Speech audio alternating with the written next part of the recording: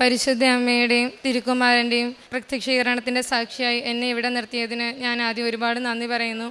എൻ്റെ പേര് ജിഷാമോൾ തോമസ്. ഞാൻ കോട്ടയം മുണ്ടക്കയത്തുനിന്ന് വരുവാണ്. ഞാൻ ആദ്യമായിട്ട് ഉടമ്പടി എടുക്കുന്നത് ഒക്ടോബർ 3-നാണ്. ഞാൻ എൻ്റെ അമ്മ വഴിയാണ് ഉടമ്പടി എടുക്കുന്നത്. ആദ്യം ഞാനിങ്ങനെ കൃപാസനത്തെ പറ്റി അറിയുമ്പോഴും എനിക്ക് വിശ്വാസമൊന്നും ഇല്ലായിരുന്നു. പത്രം തരുന്നവരോട് ഞാൻ വേണ്ടാന്ന് പറയുമായിരുന്നു. ഞാനിങ്ങനെ പ്രാർത്ഥിക്കുകയൊന്നുമില്ലായിരുന്നു. പ്രാർത്ഥിച്ച കാര്യങ്ങൾ നടന്നു തരാത്തതിൽ എനിക്ക് ഒരുപാട് നീരസം ഉണ്ടായിരുന്നു. ഞാൻ പള്ളിയിൽ പോകത്തില്ലായിരുന്നു. പിന്നെ എൻ്റെ അമ്മ വഴി ഞാൻ കൃപാസനത്തെ പറ്റി അറിഞ്ഞു. ഞാൻ മാതാവിനോട് പ്രാർത്ഥിക്കാൻ തുടങ്ങി, ഉടമ്പടി എടുത്തു. അതുവഴി എനിക്ക് എൻ്റെ ആദ്യത്തെ ഉടമ്പടിയിൽ എനിക്ക് എൻ്റെ ഡേറ്റ് ഓഫ് ഫ്ലോ സ്റ്റാർട്ട് ചെയ്യാൻ പറ്റി. ഞാൻ റിസൈൻ വെച്ചു, ഡേറ്റ് ഓഫ് ഫ്ലോ സ്റ്റാർട്ട് ചെയ്തു. എല്ലാം നന്നായിട്ട് മുന്നോട്ട് പോയി. ഡിസംബർ 21 ഞാനൊരു ഇൻ്റർവ്യൂ അറ്റൻഡ് ചെയ്തു. 1000 പേരോളം വന്ന ഇൻ്റർവ്യൂ ആണ് അന്നതിന്. അതിൽ 250 പേരെയാണ് അവർ സെലക്ട് ചെയ്തത്. അതിലൊരാളായിട്ട് എന്നെ അമ്മ സെലക്ട് ചെയ്തു. അന്ന് ഞാൻ ഉടമ്പടി കാശ് രൂപവും മാതാവിൻ്റെ തൈലവും ഉപ്പുമായി പോയാണ് ഞാൻ ഇൻ്റർവ്യൂ അറ്റൻഡ് ചെയ്തത്. ആ ഇൻ്റർവ്യൂ എനിക്ക് കിട്ടി. അപ്പോൾ എനിക്ക് പൂർണ്ണ വിശ്വാസമായി മാതാവിൻ്റെ കൂടെ ഉണ്ട്. ഇത്രയും ചെയ്യാൻ പറ്റിയ മാതാവിന് ഇനി മുന്നോട്ടുള്ള കാര്യങ്ങൾ നിസ്സാരമാണെന്ന് എനിക്ക് തോന്നി.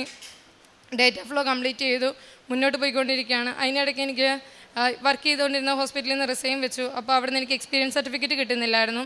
എല്ലാവർക്കും ഒരാഴ്ച കൊണ്ടും 2 ആഴ്ച കൊണ്ടും കിട്ടുന്ന സർട്ടിഫിക്കറ്റ് എനിക്ക് കിട്ടിയപ്പോൾ കിട്ടുമ്പോൾ 3 ആഴ്ചയായിട്ടും കിട്ടിയിട്ടില്ല. അപ്പോഴും ഞാൻ മാതാവിനോട് പറഞ്ഞു, എന്നെ പരീക്ഷിക്കുകയാണോ? ഞാൻ ഒന്നും നീരസമൊന്നും കാണിച്ചില്ല. ഞാൻ മുന്നോട്ട് പ്രാർത്ഥിച്ചു. ഞാനിന്ന് കരയുന്നുണ്ടിട്ട് അമ്മ എന്നോട് പറഞ്ഞു, നീ ഒന്ന് പ്രാർത്ഥിക്കുക, എന്തെങ്കിലും അടയാളം കിട്ടും, മാതാവ് എന്തെങ്കിലും തരും. ഞാൻ കിടന്നുറങ്ങുമ്പം ഒരു 1 മണി 1:30 സമയപ്പം എൻ്റെ ഡേറ്റ് ഓഫ് ഫ്ലോ കംപ്ലീറ്റ് ആയെന്നുള്ള മെയിൽ വന്നടി ഞാൻ സ്വപ്നം കണ്ട് ഞാൻ എഴുന്നേറ്റു. പിറ്റേ ദിവസം ഞങ്ങൾ കാരുണ്യ പ്രവൃത്തികളായിട്ട് ചെയ്യുന്നത് ഞങ്ങളുടെ തൊട്ടടുത്ത ആശാനിലയത്തിൽ പോയി അവിടുത്തെ അമ്മമാരുമായിട്ട് സംസാരിക്കുകയും അവർക്ക് പത്രം കൊടുക്കുകയും സാക്ഷ്യങ്ങൾ പറയുകയൊക്കെയാണ് ചെയ്യുന്നത്. അപ്പോൾ അവർക്കുള്ള ഭക്ഷണ സാധനങ്ങൾ കൊണ്ടുപോകും. അപ്പോൾ അങ്ങനെ അവർ 10 സമയം ചിലവഴിച്ച് തിരിച്ചു വരും. തിരിച്ചു വരുന്ന വഴിക്ക് വണ്ടിയിലിരിക്കുമ്പോൾ ഏജൻസിയിൽ നിന്ന് വിളിച്ചിട്ട് പറഞ്ഞു, ഡേറ്റ് ഓഫ് ഫ്ലോ കംപ്ലീറ്റ് ആയി, എനിക്ക് ഡേറ്റ് എടുക്കാൻ പറ്റുമെന്ന് പറഞ്ഞു. എക്സാമിന് അങ്ങനെ ഡേറ്റ് എടുക്കാൻ പറ്റി. എക്സാമിന് ഡേറ്റ് എടുക്കുന്നതാണെങ്കിലും മുംബൈയിലാണ്. ഞങ്ങൾക്ക് 2 പേർക്കും അറിയില്ല എങ്ങനെ പോകണമെന്ന്. അന്ന് ചെന്നിട്ട് ഞങ്ങൾക്ക് 2 പേർക്കും RIC ഒക്കെ കിട്ടിയത്. തിരിച്ചു വരാൻ ഞങ്ങൾ എങ്ങനെ വരുന്നതെന്ന് പോലും ഞങ്ങൾ ചിന്തിക്കുന്നില്ല. തിരിച്ചു വരാൻ ടിക്കറ്റും എടുത്തില്ല. നേരെ വീട്ടിലോട്ട് പോകുന്നു. എക്സാം ചെന്ന് എഴുതാമെന്നുള്ളത് ഞങ്ങളുടെ മനസ്സിലുള്ളായിരുന്നു. ഞങ്ങൾ അപ്പോഴും പ്രാർത്ഥിച്ചു, മാതാവേ എനിക്കൊരു കൂട്ടിനെ തരണേ മുംബൈ വരെ പോകാനായിട്ട്. ഞാൻ ഇവിടെ അടുത്തുള്ള ഒരു ഇൻസ്റ്റിറ്റ്യൂട്ടിലാണ് പഠിച്ചത്. അവിടെ 12 ദിവസത്തെ കോഴ്സിന് വന്നു. എല്ലാ ദിവസവും ഞാൻ ഓരോരുത്തരോട് ചോദിക്കും, എക്സാം സെൻറ്റർ എവിടെയാണ് കിട്ടിയത്, ആർക്കെങ്കിലും മുംബൈ കിട്ടിയിട്ടുണ്ടോയെന്ന് അറിയാൻ വേണ്ടിയിട്ട്. 3 ദിവസമായി ആരെയും കിട്ടിയില്ല. വീട്ടിൽ നിന്ന് ചോദിക്കുന്നുണ്ട്. അപ്പോഴും ഞങ്ങൾക്ക് സങ്കടമാണ്, മാതാവ് ഞങ്ങൾക്ക് കൂട്ടിനെ പോലും തന്നില്ല എന്നോർത്ത്. അങ്ങനെ എനിക്ക് 4ാമത്തെ ദിവസം എൻ്റെ തൊട്ടടുത്ത് വന്നിരുന്ന കൊച്ചിനോട് വെറുതെ ഞാൻ ചോദിച്ചു, എവിടെയാണ് എക്സാം സെൻറ്റർ എന്ന്. അവൾ പറഞ്ഞു, മുംബൈയിലാണ്. മുംബൈയിൽ എൻ്റെ അതേ എക്സാം സെൻറ്ററിൽ എക്സാം എഴുതുന്ന എനിക്കൊരു കൂട്ടിനെ മാതാവ് കൊണ്ട് തന്നു. അവളും മാതാവിൻ്റെ ഉടമ്പടി എടുത്ത് പ്രാർത്ഥിക്കുന്നൊരു കുട്ടിയായിരുന്നു. അങ്ങനെ ഞാൻ എക്സാമിന് മുംബൈ വന്നു. എക്സാം എഴുതി. ഫെബ്രുവരി 19-നായിരുന്നു എൻ്റെ എക്സാം. 210 ക്വസ്റ്റ്യനാണ് എനിക്കുള്ളത് സൗദി പ്രോമെട്രിക്കിന്. 210 ക്വസ്റ്റ്യൻ ആദ്യത്തെ 105 ക്വസ്റ്റ്യൻസ് ഞാൻ അരമണിക്കൂർ കൊണ്ട് കഴിഞ്ഞു. എനിക്കറിയില്ല എങ്ങനെയാണ് നടന്നതെന്ന്. ഓരോ ക്വസ്റ്റ്യനും ഞാൻ വായിക്കും, ആൻസർ ചെയ്യും.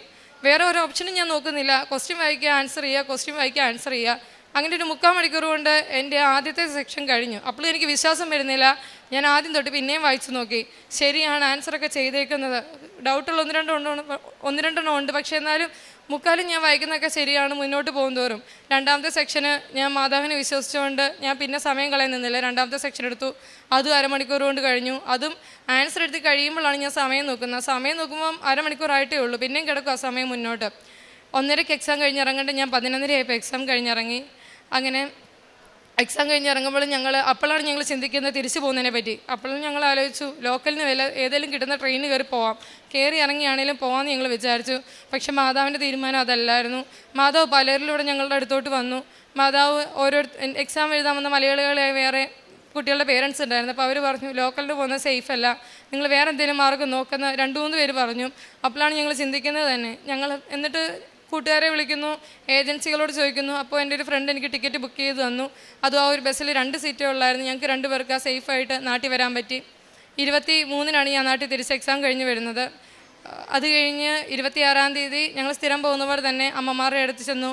എക്സാം എഴുതാൻ പറ്റിയെന്ന് പറഞ്ഞു. എക്സാം പാസ്സാകാൻ പ്രാർത്ഥിക്കണമെന്ന് പറഞ്ഞു. തിരിച്ചു വരും വഴി മാർച്ച് ആദ്യം വരുമെന്ന് പറഞ്ഞിരുന്ന റിസൾട്ട് ഫെബ്രുവരി 26-ന് വന്നു. അത് പക്ഷെ ഞാൻ വെറുതെ വിശ്വാസപ്രമാണം ചൊല്ലിയിരിക്കുന്ന സമയത്ത് വെറുതെ മെയിലെടുത്ത് നോക്കിയപ്പം ആദ്യം കാണുന്നത് ഞാൻ പാസ്സായി എന്നാണ്. പിന്നെയാണ് ഞാൻ സ്കോർ പോലും അറിയുന്നത്. എനിക്ക് എന്നിട്ടും വിശ്വാസമായില്ല. ഞാൻ ഏജൻസിയിലും ഞാൻ പഠിച്ച ഇൻസ്റ്റിറ്റ്യൂട്ടിലും വിളിച്ച് ചോദിച്ചു. അവർ പറഞ്ഞു, അതേടെ റിസൾട്ട് വന്നതാണ്, താൻ പാസ്സായതാണെന്ന് പറഞ്ഞു. മാതാവിന് ഞാൻ ഒരുപാട് നന്ദി പറയുന്നു. അത് കഴിഞ്ഞ് എക്സാം പാസ്സായി. പിന്നെ മെഡിക്കലായിരുന്നു. മെഡിക്കൽ എന്ന് പറയുമ്പോഴത്തേക്കും എനിക്കന്ന് ഭയങ്കര പനിയായിരുന്നു. ഞാൻ മരുന്ന് കഴിക്കുന്നുണ്ട് ഒരാഴ്ചയായിട്ട്, പക്ഷെ കുറയുന്നില്ല. വയറ്റിൽ ഒഴിച്ചിൽ ഭയങ്കര ബുദ്ധിമുട്ട്. ഞാൻ തീർത്തില്ലാണ്ടായാണ് അന്ന് മെഡിക്കലിന് പോയത്. അന്ന് അവിടെ ചെന്നപ്പോൾ എല്ലാവരും പറഞ്ഞു എക്സ്റേയിലെ ചെറിയ സ്ക്രാച്ചിന് പോലും രണ്ടാമതും മൂന്നാമതും ചെയ്യിക്കുന്നു. അപ്പോൾ പിന്നെ ഇതുകൊണ്ട് എങ്ങനെ ചെയ്യുമെന്ന് കൂട്ടത്തിലുള്ള കൊച്ച് പറഞ്ഞു. അവൾ രണ്ടാമത്തെ തവണയാണ് വരുന്നത്. പക്ഷേ മാതാവിൻ്റെ അനുഗ്രഹം കൊണ്ട് ആദ്യത്തെ മെഡിക്കലിന് ഞാനാണ് അവിടെ കയറിയത്. കാൽസ്രൂപം വെച്ച് പ്രാർത്ഥിച്ചു, മാതാവിൻ്റെ ഉടമ്പടി തൈലം പൂശി, ഉപ്പ് കഴിച്ചു. അത് കഴിഞ്ഞപ്പോൾ എൻ്റെ മെഡിക്കൽ കഴിഞ്ഞു. അവിടുന്ന് ഏറ്റവും ആദ്യം മെഡിക്കൽ പാസ്സായി ഇറങ്ങിയത് ഞാനാണ്. എൻ്റെ മെഡിക്കൽ മാതാവ് കംപ്ലീറ്റ് ആക്കി തന്നു. അതുപോലെ VFS എടുക്കാൻ പോയി എൻ്റെ വിസയ്ക്ക് അപ്ലൈ ചെയ്യാനായിട്ട്. അവിടെയും മാതാവ് എനിക്കൊരു കൂട്ടിനെ വെച്ചിട്ടുണ്ടായിരുന്നു. മുന്നോട്ടുള്ള കാര്യങ്ങളെല്ലാം മാതാവ് ചെയ്തു തന്നു. പിന്നെ വിസയ്ക്ക് വേണ്ടിയുള്ള പ്രാർത്ഥനയായിരുന്നു. വിസ വരാനായിട്ട് അവർ പറഞ്ഞിരുന്ന ടൈം കഴിഞ്ഞു. പക്ഷേ ഈ വാറും ഇഷ്യൂസും കണ്ട കാരണമാണ് ലേറ്റ് ആവുന്നത്. അപ്പം ഇനി എന്താവും അറിയത്തില്ല. അതിൻ്റെ ഒരു ടെൻഷൻ എനിക്കുണ്ടായിരുന്നു. പക്ഷേ അവർ പറഞ്ഞിരുന്ന ഡേറ്റിനെ തൊട്ട് 2 ദിവസം കഴിഞ്ഞിട്ടാണെങ്കിലും എനിക്ക് വിസ കംപ്ലീറ്റ് ചെയ്ത് കിട്ടി. എൻ്റെ ടിക്കറ്റ് വന്നു. ഇത് എൻ്റെ ഓരോ അനുഗ്രഹങ്ങളും എനിക്ക് കിട്ടുന്നത് കാരുണ്യപ്രവൃത്തികളായിട്ടുള്ള ഞാൻ ചെന്ന ആശാനിലയത്തിലെ അമ്മമാരുടെ അടുത്ത് പോയിട്ട് വരുമ്പോഴാണ്. അവരുടെ അടുത്ത് പോയി അവരുടെ അനുഗ്രഹം മേടിച്ച് തിരിച്ച് ഞാൻ വീട്ടിൽ വരുന്നു. എനിക്കെന്തെങ്കിലും മാതാവ് നല്ലൊരു വാർത്ത വെച്ചിരിക്കും. അന്ന് തന്നെ ചിലപ്പോൾ കാണും, അല്ലെങ്കിൽ എൻ്റെ പിറ്റേ ദിവസം കാണും. അങ്ങനെ എനിക്ക് ടിക്കറ്റ് കിട്ടി. ഞാനിപ്പോൾ ഇവിടെ നിൽക്കുന്നത് സൗദിക്ക് പോകാനായിട്ടുള്ള എൻ്റെ ടിക്കറ്റുമായിട്ടാണ്. 13-ാം തീയതി എൻ്റെ മാതാവിൻ്റെ കൃപയാൽ ഞാൻ കയറിപ്പോവാണ്. പരിശുദ്ധ അമ്മ ദേവകുമാരനിൽ നിന്ന് മേടിച്ചിരുന്ന ഈ അനുഗ്രഹത്തിന് നന്ദി പറയുന്നു. ഉടമ്പടി വസ്തുക്കൾ ഉപയോഗിക്കുമായിരുന്നു, തൈലം പൂശി പ്രാർത്ഥിക്കുമായിരുന്നു, ഉപ്പ് ഉപയോഗിക്കുമായിരുന്നു. കാരുണ്യ പ്രവൃത്തികളായിട്ട് എൻ്റെ മുന്നിൽ സഹായത്തിന് വേണമെന്നവർക്ക് ഞാൻ സഹായം ചെയ്യും. പത്രം കൊടുക്കും, മാതാവിനെ പറ്റി സംസാരിക്കും, സാക്ഷ്യങ്ങൾ ഷെയർ ചെയ്യും. ആത്മീയ ജീവിതമായിട്ട് ഞാൻ ബൈബിൾ വായിക്കും, കൊന്ത ചൊല്ലും. വെറുതെ ഇരുന്നാൽ പോലും ഞാൻ വിശ്വാസ പ്രമാണം ചൊല്ലും. ഒരു മന്ത്രം പോലെ ഞാൻ എപ്പോഴും ചൊല്ലിക്കൊണ്ടിരിക്കും വിശ്വാസ പ്രമാണം. എപ്പോഴും ഞാൻ പ്രാർത്ഥിക്കും. ഇനി മുന്നോട്ട് ഞാൻ ഉടമ്പടിയിലായിരിക്കും. എൻ്റെ കുടുംബം ഉടമ്പടിയിലാണ്. ഈശോയ്ക്കും തിരുക്കുമാരനും ഞാൻ ഒരുപാട് നന്ദി പറയുന്നു. കണ്ണീരോടെയാണ് അവർ വരുന്നത്. എന്നാൽ ഞാൻ അവരെ ആശ്വസിപ്പിച്ച് നയിക്കും. ഞാൻ അവരെ നീരൊഴുക്കുന്ന ജലാശയങ്ങളിലേക്ക് നയിക്കും. അവരുടെ വഴി സുഗമമായിരിക്കും. അവർക്ക് കാലിടറുകയില്ല. ജെറമ്യ പ്രവാചകൻ്റെ പുസ്തകത്തിൽ നിന്ന് 31-ാം അധ്യായം 9-ാം വചനമാണ്. ഉടമ്പടി ജീവിതം ഒരു ഉടമ്പടി കുടുംബം പോലെയാണ്. ഉടമ്പടി മക്കളും മറ്റുടമ്പടി മക്കളെ കാണുമ്പോൾ കൂടുതൽ സ്നേഹവും കൂടുതൽ കരുതലും എന്തോ ആരോ കൂടെ ഉണ്ടെന്നുള്ളൊരു വിചാരമാണ്.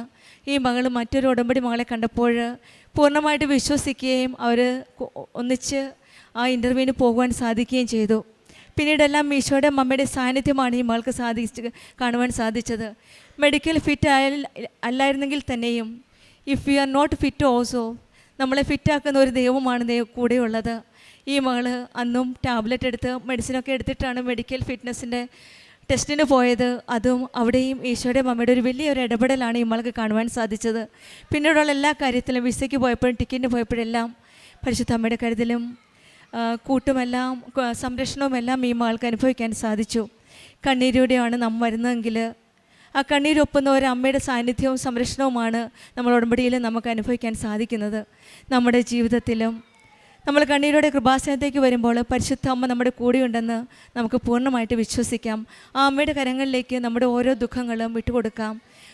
കൂടുതൽ തീഷ്ണതയോടെ, സ്നേഹത്തോടെ, ആത്മാർത്ഥതയോടെ നമ്മുടെ ഉടമ്പടി ജീവിതം നമുക്ക് മുന്നോട്ട് നയിക്കാം. ജിഷ മോൾക്കും കുടുംബത്തിന് ലഭിച്ച വലിയ അനുഗ്രഹങ്ങൾക്ക് പ്രത്യേകിച്ചും 13-ാം തീയതി ഏപ്രിൽ മകൾ സൗദിക്ക് നേഴ്സായിട്ട് ജോലി ചെയ്യുവാനായിട്ട് പോവുകയാണ്. ഈ ജോലി ലഭിച്ചതിനും മറ്റെല്ലാ അനുഗ്രഹങ്ങൾക്കും നമുക്ക് കരങ്ങളടിച്ച് ദൈവത്തെ മഹത്വപ്പെടുത്താം.